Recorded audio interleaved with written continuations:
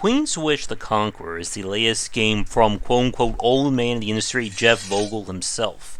And with this one, we once again have another RPG done in the classic style of a top-down view.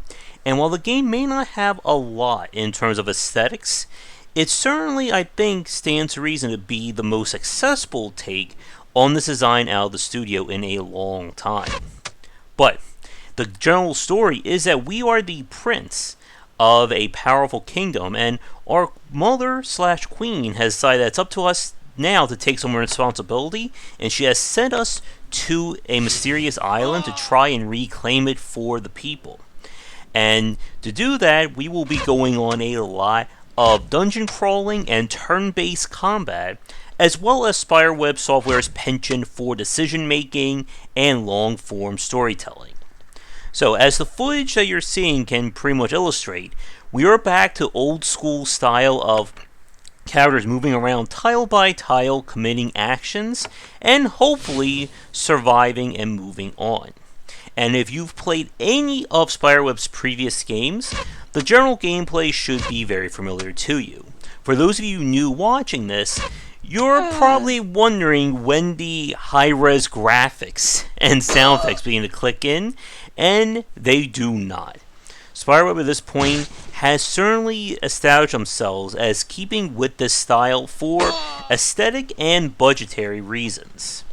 But with that said, the game definitely hits it in terms of gameplay, which is what the studio is famously known for. The combat works with your party of 4 there, as you move around and battle enemies. Each character can be built around various skill trees, and the skill trees themselves determine what gear they can use. You can mix and match however you see fit. However, in order to move up a respective skill tree, you must have already allocated points in a tier below.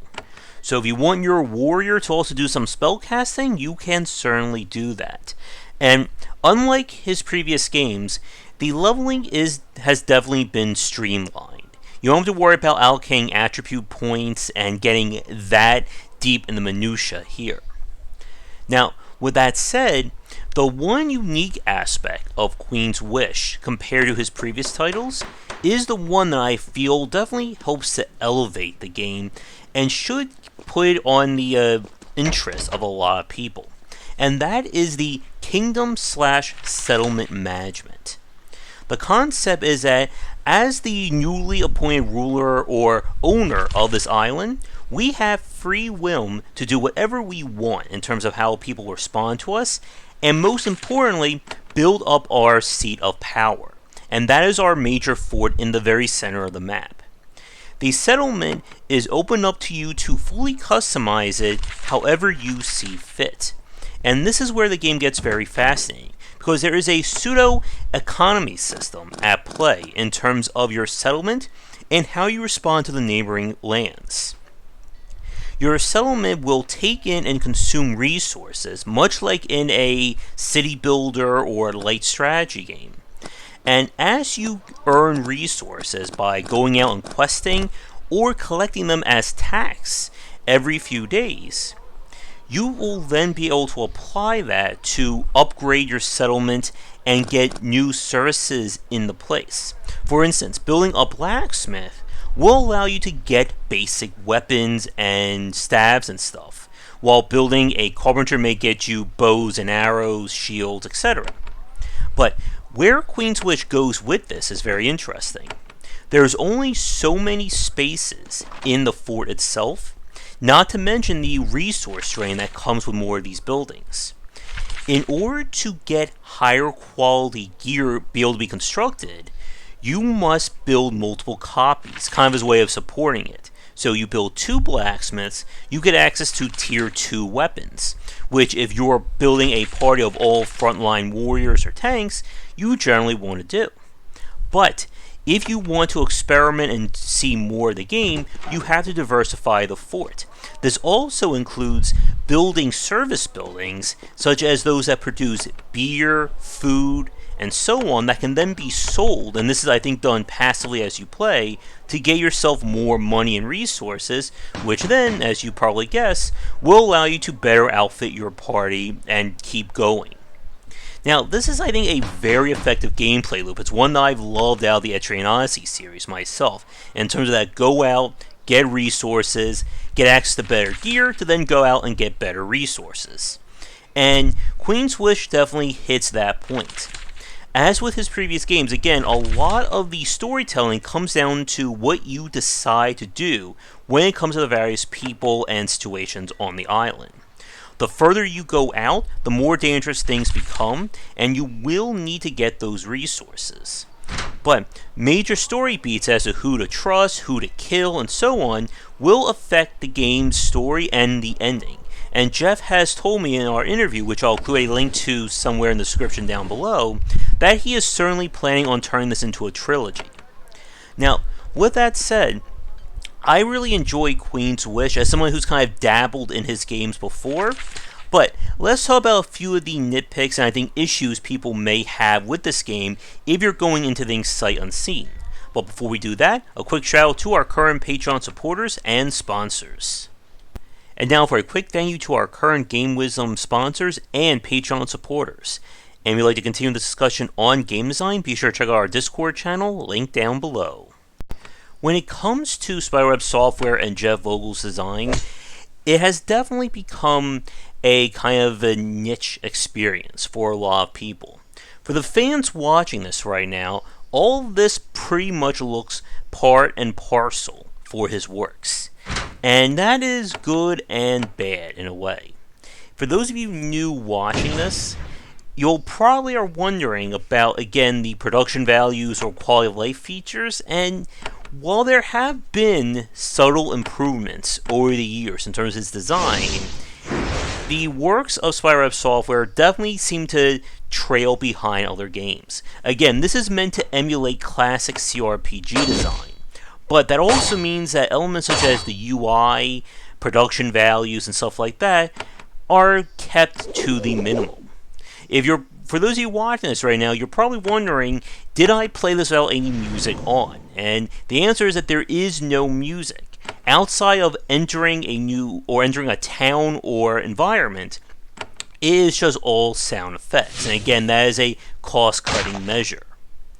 And again, when it comes to Spiderweb's games, for those of you watching this right now, you have either decided yes or no to buying this game pretty much within the first 40 seconds of this video. And that is pretty much the nature of the beast here. There really isn't anything that I can say in this video to either convince you to buy it or don't. And this, I think, is a very interesting point, that as the title of this video suggests, this is very much considered, I guess, a modern retro RPG. And for me, I'm finding that I'm enjoying this more than his previous games, at least compared to the ones that have been remastered. For those of you who haven't listened to the podcast yet, I am very excited to see him remaster the Geneforge series, which was kind of like the first one that at least I found him through. But with that said, there really isn't a lot for me to talk about with this game, not because it's a simple title, but because it's one that it very much puts everything it has right in front of you. If you don't mind this kind of UI and design, and again the lack of production values, you're going to find a very great CRPG that I'm sure for a lot of fans, they're going to dig into this and then eagerly await the sequel. If you don't like what you're seeing, then there's not much here that I think is going to convince you otherwise.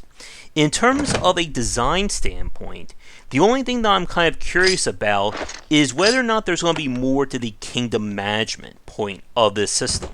When I play this game twice on stream, so about, I would say, maybe 2 to 3 hours that we played it so far, it didn't seem like there was all that much in terms of managing the settlement. Again, it consumes resources, it brings them in, and you use that for progression. And I'm hoping that either it appears later or maybe in a future game that the settlement aspect of it gets a little bit more fleshed out. From a combat point of view, like I said, this is one of the easier of his games to understand, but it can still be a little weird for new players in terms of how combat works. This is a case where you can go from fighting one enemy group and utterly demolishing them, to finding another enemy who is just shrugging off every hit you do.